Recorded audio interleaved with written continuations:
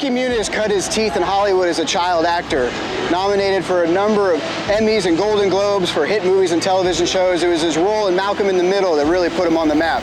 But in 2004, everything changed when he was invited to compete in a Pro-Am celebrity car race in Southern California, which he won. Everything was different from that day on. Open House with Trackhouse is a production where we talk to individuals in the worlds of sports, music, entertainment, individuals that you might be familiar with, but we're going to uncover a side that you might not be, and that's their love of cars, their love of racing, and their love of this sport that we all are dedicated so much to. This is Open House with Frankie Muniz.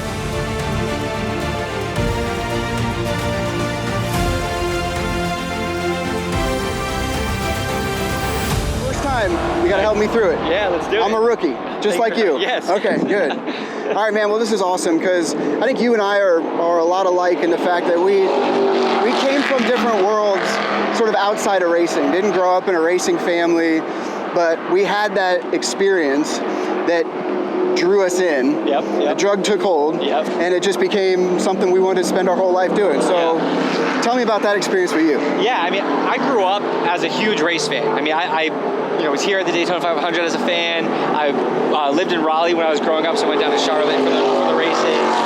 But I remember waking up at like 5 or 6 years old, not really knowing what it was, but I was always up really early, and I'd turn on the Formula One races every Sunday morning. Same. I just loved racing, but didn't grow up in a racing family. But I got the opportunity in 2004 to do the celebrity pro race, the pro celebrity race at Long Beach that Toyota put on, and I ended up winning that. And that feeling of like driving the cars, the race, everything about it, but that feeling of winning. I've accomplished a lot of really cool things in my life. I've never felt something so incredible as that feeling. Yeah. So I knew I was hooked. But even at that point, you still go like, well, how do you become a race car driver? I was 19 at the time, which I learned was actually pretty old to be getting into racing. But a pro team, had a Champ Car team, they asked me to just come out for fun to test a car down in Houston, and I went, and I was pretty quick, so they signed me to a 2-year deal, and I was a race car driver. It just happened. I've got the bug for life, for sure. Yeah, I mean, it was kind of the same for me. I think our stories are somewhat similar because the first time I ever got in a race car, I was 18 or 19 years old. Wow. And I would wake up just like you did, watch the Formula One races, I'd play the video games, go to the races as a fan, but then like sitting in the race car so I was a senior, it was like a senior in high school. Yep. And I sat in the race car for the first time, and it was right that time in life where you have to start thinking about what you want to do for a career, what you want to do for life. And I remember sitting in my counselor's office in high school, and they're like, all right, start thinking about college and what you want to do for life. And I'm like, race car driver. Yeah. That's what I want to be, as a race car driver. So I get it, man. It's an incredible experience. What did you first drive? Where did you start? Yeah, I started in the SCCA, Sports Car Club of America. First race car was a 1969 Datsun 510. Nice. Had about 80 horsepower. Nice. But it was the most competitive class that was racing in Northern California at the time.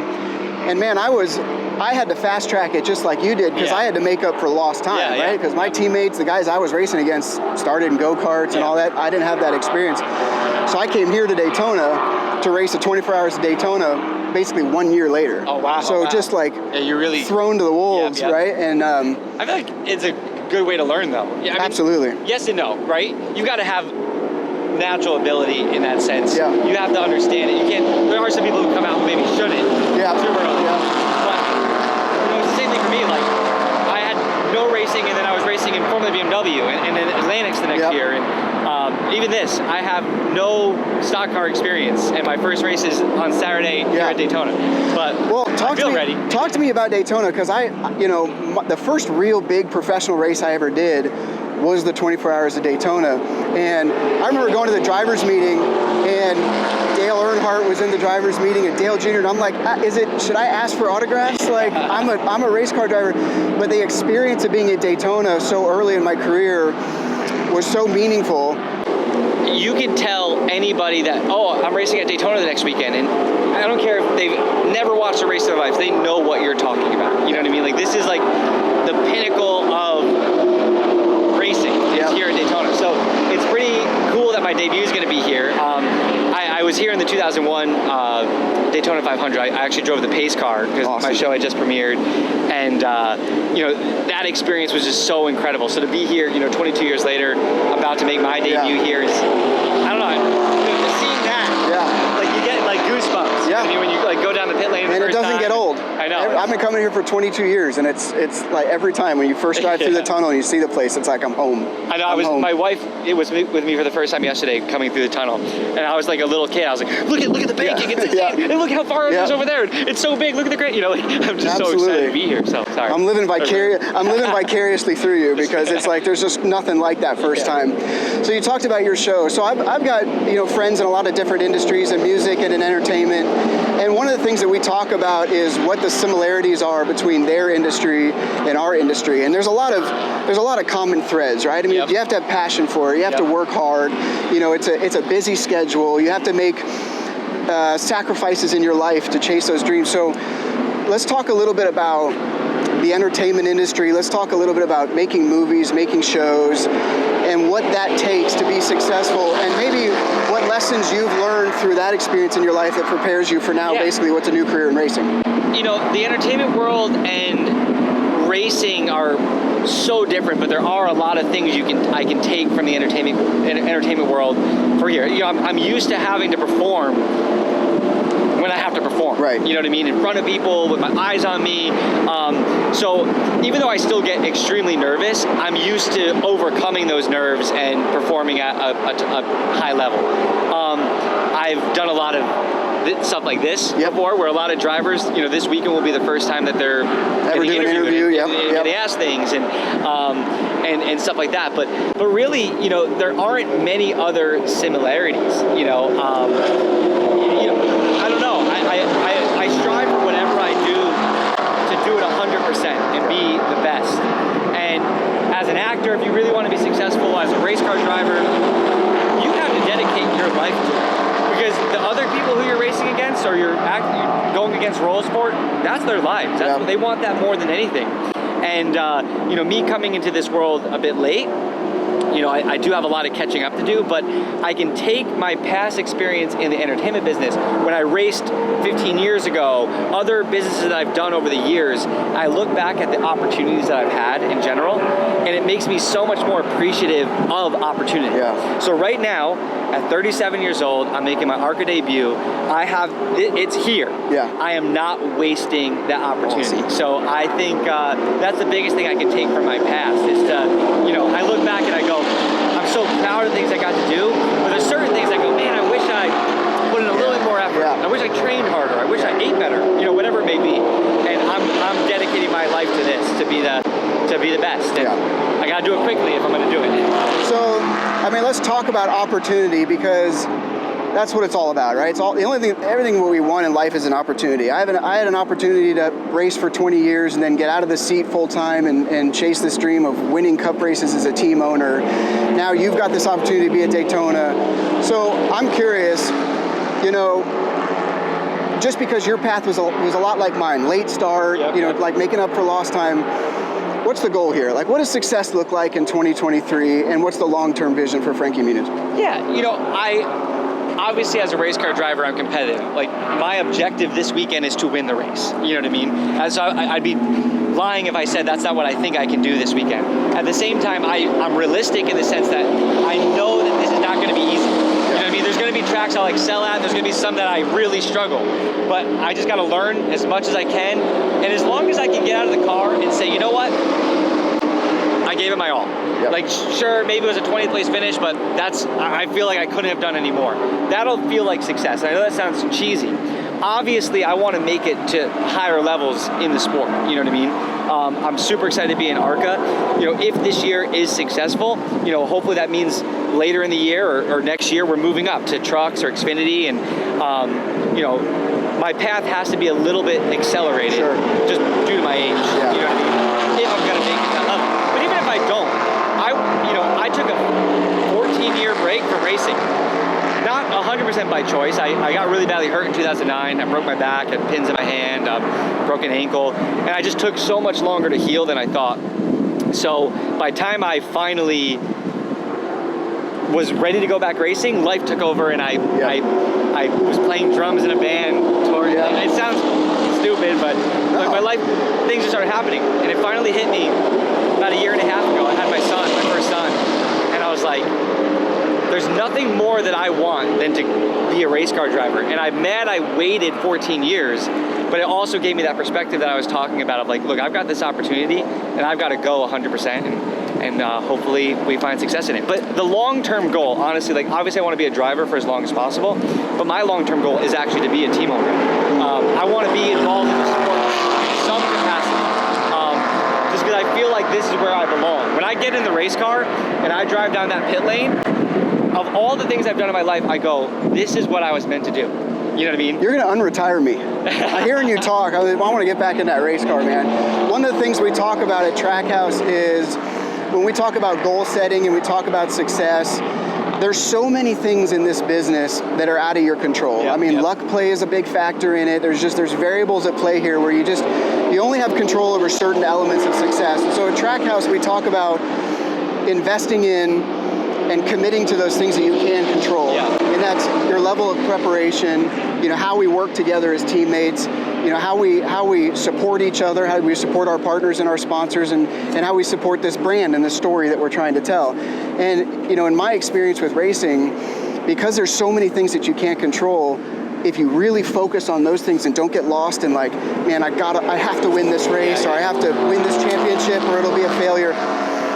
That can sort of alter your path, that can distract you, but that the results will sort of come if you're focused on those types of things of preparation. And we did at Trackhouse, just like, we didn't set off and go, look, we need to win this many races in our first year, we need to do this. It's like, no, let's build a real team, and let's focus on how prepared we are, and the results will come, and they did come. And I imagine it's probably the same for your path. I'm hoping that the work I put in pays off, but that is the one crazy thing about this sport that like maybe race fans may know, but like a lot of it is luck. You know what I mean? In a sense, especially at a place like this. You know what I mean?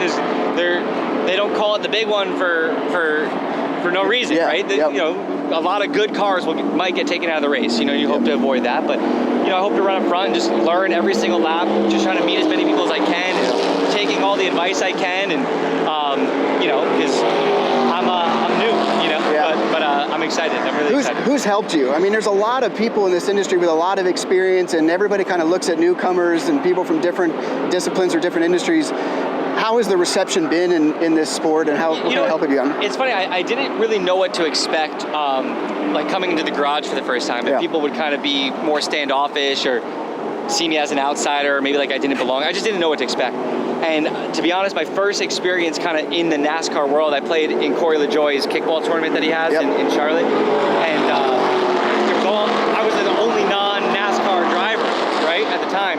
And everybody was so welcoming and supportive of it. Like, oh man, I'm rooting for you, man. Oh, you're going to be racing in ARCA. I'm so excited for you. And there's a few drivers who kind of took me under their wing a little bit. Noah Gragson, he's been really, really helpful, like giving me notes and just talking me through things. And he's like, because when I was coming up, I didn't have someone who had been there before. And he's like, so if I can help you kind of accelerate that experience, so that's been really cool. Corey's been amazing, helping me. But I know that's not going to be the case with everyone, right? Even in the ARCA garage, there's some people who I go up to and introduce myself, and they're, very nice, and other people like shun me a little bit. And I'm hoping that doesn't happen on the track. I'm hoping people respect the fact that, maybe they think I don't belong, but hopefully I can prove it in these first couple races, and we can have fun on the racetrack.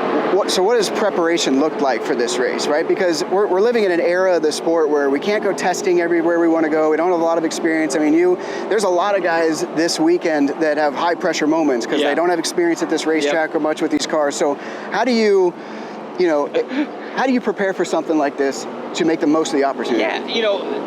The biggest thing, we got to do the test a few weeks ago, which was, obviously a huge help. It's very intimidating leaving the pit lane here for the first time, coming out and seeing, the banking of turn 3 and 4. Like, even though it's flat out, it's still like, can I do it? It's a bit intimidating. Then you do it. We had a really good test. I ended up 6th quickest of 60 cars, so we felt really good leaving. But over the last 3 weeks or whatever, prepping to be here, you can't really do much, to prep for the race. I watched every single ARCA Daytona race since 2000, and I can't say it helped very much, because I watch certain people. I'm like, oh, I know that car is really good, and with the pit strategies, and people get cycled through and they get caught up in other people's messes and stuff like that. It's really hard to prepare for this race. I feel like Daytona is its own beast. The biggest thing is just physically. I know this is a very physical place, but I just want to make sure that my physical ability doesn't slow me down. Sure. You know what I mean? Like I want to feel like I can finish the races at 100% and not get tired. So I've been training like crazy, definitely changing my eating. I've lost about 20 pounds Good. In the last, I don't know, 3 months. Yeah. So, anything I can that will help in any way, shape, or form, I've done. Really just spending a lot of time with the team, getting to know the guys, getting to know the cars, just getting to know the terminology, because everything's different. I compare open wheel racing and stock car racing like comparing Olympic diving and Olympic swimming. People, that you would never say that those are the same sport.